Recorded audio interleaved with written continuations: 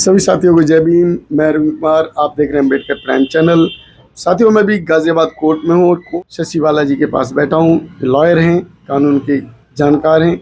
मोदी नगर के अंदर एक घटना घटित हुई है जिसमें चमार जाति को लेकर एक मनुवादी प्रिंसिपल ने बच्चे को अपमानित किया है, जो उस बच्चे को जिसके बच्चे के पेरेंट्स हॉस्पिटलाइज हैं। जय भीम मैम। मैम, जो मोदी नगर की घटना घटित हुई है, एक समाज को, पूरे समाज को, चमार समाज को एक ब्राह्मणवादी व्यवस्था के व्यक्ति ने अपमानित किया। पहले तो मैं उस घटना की घोर निंदा करती हूँ, क्योंकि जो समाज में एक जातिवाद का जो बहुत भयंकर बीज बूझ चुका है, नफरत एक तरीके से बो दी गई है।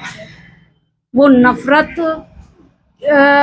2014 से खास तौर से बो दी गई है, और ये जो है फसल इतनी भयंकर होएगी ना कि पता नहीं कितनी पीढ़ियों को वो झेलनी पड़ेगी, हमारी आने वाली पीढ़ियों को, अगर इसका अभी से हमने इसका सर्वनाश नहीं करा, क्योंकि ये बहुत भयंकर बीमारी फैल चुकी है। बहुत एक जैसे कोबरा सांप काट लेता है ना, उसके जहर से बचना आसान है, लेकिन इस जातिवादी व्यवस्था है ना, इससे बचना बहुत मुश्किल है। मैं आपको बता दूं कि वर्तमान समय में धर्म के नाम पे, जाति के नाम पे बहुत ज़्यादा षड्यंत्र एक तरीके से रचा जा रहा है। पूरे देश को नफरत की आग में डाल दिया है। और ये जो हमारा देश कभी बहुत अच्छी प्रगति कर रहा था, तरक्की कर रहा था, अब वो हमारा देश सिर्फ दो चीज़ों के बीच में आके फंस गया है, जातिवाद और धनवाद। और एक चीज़ है कि फूट डालो और राज करो। इस तरह की रणनीति अब हमारे देश में चालू है। हमारा देश जहाँ तरक्की जिस ओर चलना चाहिए था ना, आप चलो चीन को देखो, आप जापान को देखो, आप अमेरिका को देखो। अगर आप उसको देखोगे, जापान को देखोगे, तो जब उसमें परमाणु अटैक हुआ तो उस एक तरीके से तहस नहस हो गया था। लेकिन उन लोगों ने अपनी शिक्षा पे इतना जोर दिया पढ़ाई लिखाई में, कि आज वो जो ना इतना वर्ल्ड में अपना नाम कमा गए, और इतना नाम कमा गए कि आज जरा सी चीज भी आप देखोगे तो हम ये देखते हैं कि काश ये हमारे देश में भी होती।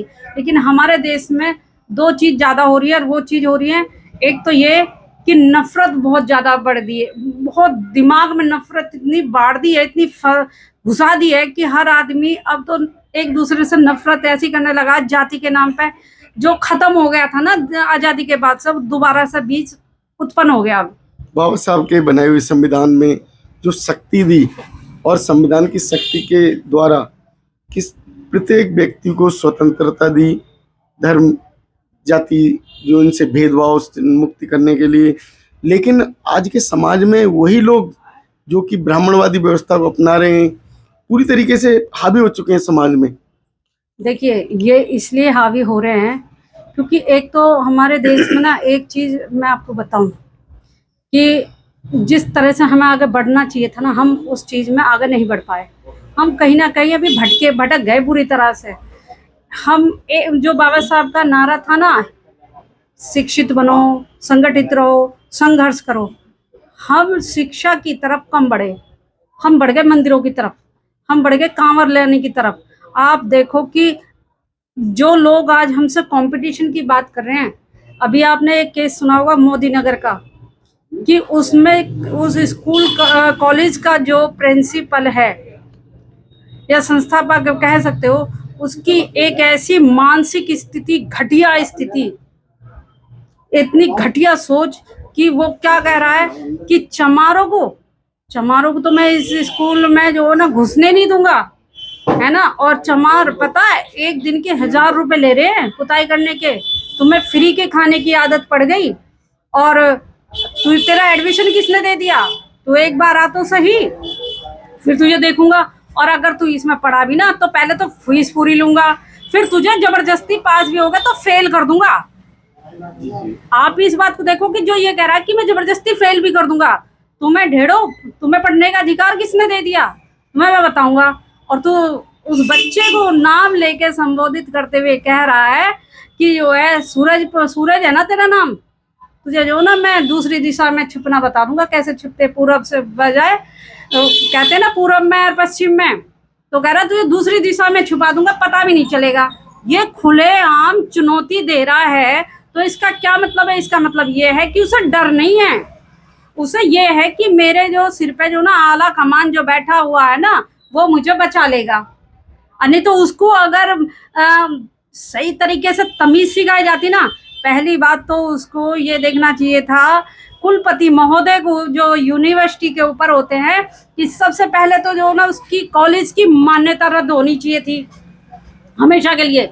SC/ST एक्ट में उसमें मुकदमा होना चाहिए था, ठीक है, उसे जेल में होना चाहिए था, ताकि जो है पता चलता कि भाई तुम जातिवादी इतनी व्यवस्था को, नफरत को फैलाने की कोशिश क्यों कर रहे हो। जबकि शिक्षक का काम होता है कि वो उसके सामने कौन सी जाति का बच्चा है, कौन से धर्म का बच्चा है, उसका लिए तो एक गुरु का मतलब होता है। ये तो द्रोणाचार्य बनने की कोशिश कर रहा है कि तुम्हें तो मैं तुझे कराऊंगा।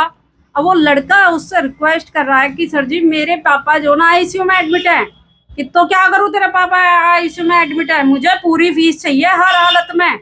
अच्छा, तो क्या अब योगी जी हर जगह बुलडोजर चलाते हैं, बुलडोजर के नाम से जाने जाते हैं, क्या वो बुलडोजर उस कॉलेज पे चलाने की मतलब जो है प्रयास करेंगे? वो कैसे प्रयास करेंगे, क्योंकि वो तो खुद ही जो ना उस मनुवादी व्यवस्था के वो हैं, बने हुए पोषक हैं। उन्होंने अभी तो एक जो सुप्रीम कोर्ट ने एक आदेश अभी कैंसिल करा है, उन्होंने तो मुसलमानों की ठेलियों पे ये लगवा दिया कि अपने नाम प्लेट लगाओ कि आप कौन सी जाति के हो, कौन से धर्म के हो। तो उन्होंने तो फल वालों के उस पर नेम प्लेट लगा दी, जिसका सुप्रीम कोर्ट ने खंडन करते हुए उसे कैंसिल कराया। तो ऐसा क्यों हो रहा है? क्या वजह है कि जो है मुस्लिमों पे भी अटैक हो रहा है और दलितों पे भी अटैक हो रहा है? तो ये व्यवस्था कैसी है? ये व्यवस्था ऐसी है कि इन्होंने एक ही बात सोच रखी है, फूट डालो और राज करो। बस इनका एक ही मकसद है कि जब तक आप इस देश में धर्म की राजनीति, घटिया राजनीति करते रहोगे, तब तक तुम इस देश में शासक बने रहोगे। और जब तक तुम्हें अगर इस देश में शासक बने रहना, तो तुम्हें इस तरह की घटिया मानसिकता काम करते ही रहना है। तो ये 3% लोग जो कि पूरी तरीके से फूट डालो और शासन करो पे एक शासन कर रहे हैं, आपका समाज कहाँ सोया है? क्या चाह रहा है समाज? देखो ऐसा है, मैं आपको एक चीज बता दूं कि आपके दादा परदादा काम करके चले गए, ठीक है, मेरे दादा परदादा वो काम करके चले गए, बाबा साहब डॉक्टर अम्बेडकर जी अपना काम करके चले गए, ज्योतिबा फुले जी अपना काम करके चले गए, सावित्रीबाई फुले जी शिक्षा का बीज आरोपित करते करती चली गई। उन्होंने स्कूल खोला, पहली मोमडन लड़की को पढ़ाने का काम उन्होंने किया। और कितने सारे हमारे जो है पेरियर जी थे, है ना, बीसा मुंडा जी थे, आपको कितने नाम गिरा दूं मैं जितने हमारे रहे हैं। तो जब हमारे ये क्रांतिकारी रहे, इन्होंने एक ही चीज सिखाई कि तुम पहली बात तो ये कि आप स्कूल जाना शुरू करो। 2 घंटियां बजती है, घंटी दोनों सुननी है भाई, 1 घंटी तुम्हारे लाभ के लिए, एक तुम्हारे हानि के लिए है। स्कूल की घंटी तुम्हारे विकास का रास्ता खोलती है, प्रगति का रास्ता खोलती है। यहाँ पे आपको कहीं से कहीं तक भी कोई भी तरक्की करने से रोक नहीं सकता। और एक है मंदिर की घंटी, मंदिर में जाओगे तो आप अंधविश्वासी बन जाओगे, आप पूजा पाठ में लिप्त हो जाओगे, आपको नौकरियां देगा कोई? आज मैं आपसे एक क्वेश्चन कर रही हूँ कि जितने भी लोग कांवर लेने जा रहे हैं, अधिकतर हमारे समाज के बच्चे जो कांवर लेने जा रहे हैं ना, और वो देखो उनका वेट तो खुद 70 किलो है और वो लेके आ रहे 150 किलो की कांवर। तो आप ये बताओ कि उनका शरीर कहाँ रह जाएगा? रीढ़ की हड्डी उनकी काम बेकार, उनके पैरों की हड्डियां बेकार। और दूसरी बात, इतना आप 200, 250, 300 किलोमीटर से आप पैदल चल के ला रहे हो, तो आप ये बताओ कि मानसिक स्थिति खराब है या नहीं है? दूसरी बात, जब आप सरकारी नौकरी में जाओगे तो क्या वो कांवर का सर्टिफिकेट का आपकी नौकरी में कहीं काम करेगा? हो सकता है उन्हें जो है ये बीजेपी सरकार में प्रधानमंत्री बना दिया जाए। अगर प्रधानमंत्री बनते ना, तो मैं ये कह रही हूँ, फिर प्रधानमंत्री ये क्यों कहते कि जी मैं तो चाय बेचने वाला था। नहीं, अब वो कावड़ खाने वालों को प्रधानमंत्री बनाया जाएगा ना, पहले चाय बेचने वाले बने। तो फिर जो ना सरकार, मोदी सरकार या योगी सरकार एक जो है अध्यादेश पास करे एक जो है कानून पास करे कि जितने लोग कांवर लेकर आएंगे, जितने ज्यादा से ज्यादा वजन की कांवर लेकर आएंगे, उन्हें हम एसपीडी एसपीडीएम पदाधिकारी बना उस पद पे बिठा देंगे। घोषणा तो करें कि कांवर वालों को हम इस स्तर पे लेके जाने वाले हैं। मैम घोषणा क्यों करें, उन्हें तो केवल दिखाना है, ये अंधभक्ति फैलानी है, जहर घोलना है समाज में। देखिए मैं आपको ये बताऊं कि जो आदमी अनपढ़ रहेगा, जो धार्मिक रहेगा, तो उसमें 3 चीजों का ज्यादा वो हो जाएगा। एक तो धार्मिक व्यक्ति जो होता है, एक तो वो होता है मतलब फ्री का हराम का चाहता है कि मेरी बिना मेहनत के मुझे कहीं से कुछ मिल जाए, उसकी मानसिक स्थिति। दूसरी उसकी मानसिक स्थिति कि वो जो है लालच में भगवान की पूजा कर रहा है, बेवकूफ है वो पूजा कर रहा है, जो जिसका मानसिक संतुलन बिगड़ गया है वो पूजा कर रहा है। अन्यथा साइंस पढ़ने वाला व्यक्ति कभी भी पूजा पाठ में विश्वास नहीं करता। उसे ये पता है कि मंदिर में रखा हुआ भगवान अपने आगे दिया नहीं जला सकता, तो वो हमारी सुरक्षा कैसे करेगा? हमें अपने आप को रखना कहाँ है, मजबूत रखना है कि हमारा उद्धार जो हो सकता है शिक्षा के बल पे हो सकता है। जिन्हें नौकरी चाहिए, ठीक है, जिन्हें अपने बच्चों का भविष्य चाहिए, तो वो अपने बच्चों को पढ़ाने के लिए विदेश भेजेंगे। जितने भी ये मंदिर के पंडित हैं, आप उन्हें देखो कि कहीं कमाने जा रहे हैं, कहीं मजदूरी करने जा रहे हैं, कहीं नहीं जा रहे। वो कहाँ जा रहे हैं? वो मंदिर में बैठे और मंदिर में एक उन्होंने ताला रख दिया। उन्हें पता है कि इसमें जो भी बेवकूफ आदमी आएगा ना, इसमें पैसा डालेगा, ठीक है, और पैसा डाल कर वो पैसा मेरे काम आएगा। क्योंकि भगवान जो सब, मेरा कहने का मतलब ये देखो कि जो अगर भगवान है कहीं भी, तो भगवान से जब हम मांगते हैं भगवान हमें देता, तो हम उसे कैसे दे सकते हैं?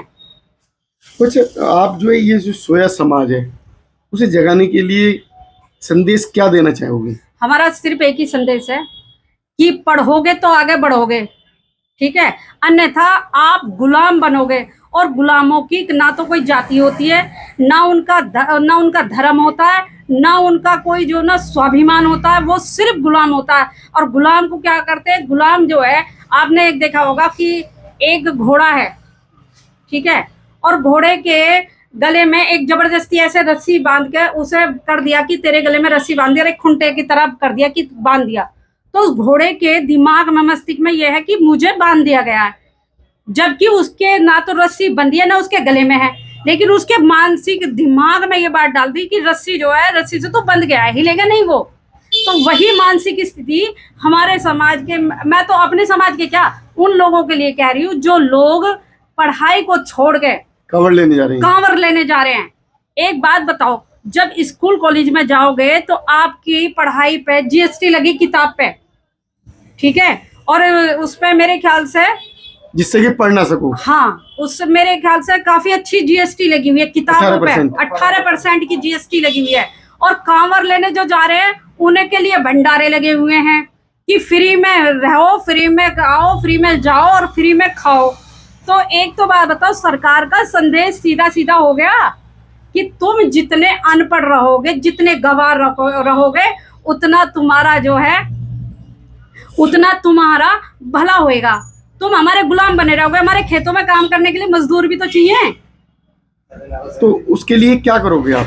उसके लिए हमारा प्रयत्न है और प्रयास करते हैं और कर भी रहे। हमारा समाज का जो बुद्धिजीवी वर्ग है, जो बाबा साहब को मानते हैं, बाबा साहब की आइडियोलॉजी पे चलते हैं, वो उनका एक ही प्रयास है कि हम अपने समाज के लोगों के घर घर तक जाकर उनकी दिमाग में बाबा साहब की और अपने महापुरुषों की विचारधारा को घुसा सके और उन्हें इस अंधविश्वास से बाहर निकाल सके, ताकि जो है उनका प्रगति का रास्ता आगे के लिए खुल सके।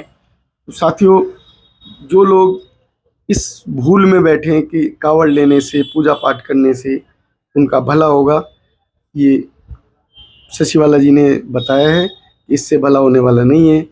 आपको भला करना है तो उसके लिए शिक्षा लेनी पड़ेगी, और शिक्षा से आपको वंचित किया जा रहा है। जैसे कि ये मनुवादी व्यवस्था के लोग जो कि स्कूल जाने से, कॉलेज जाने से आपको रोक रहे हैं, तो जागरूक हो जाएं, सजग रहें और शिक्षित बने। जो कि बाबा साहब ने कहा था, शिक्षित बनो, संगठित बनो और संघर्ष करो। तो ये सिद्धांत को मानकर आगे बढ़ते रहें। इसी के साथ जय भीम, नमोदय। जय भीम।